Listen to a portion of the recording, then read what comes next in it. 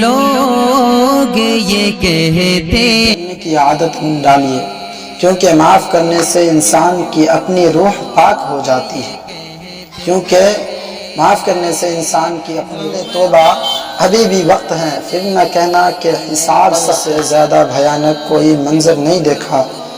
یا اللہ قبر کی سختی سے ہماری حفاظت۔ ایک مسجد کی دیوار پر لکھا خوبصورت جملہ، ایک مسجد کے دیوار پر لکھا خوبصورت جملہ، اگر تم گناہ سے تھک گئے تو اندر آ جاؤ، خدا کی رحمت تمہارے انتظار میں ابھی تھکے نہیں۔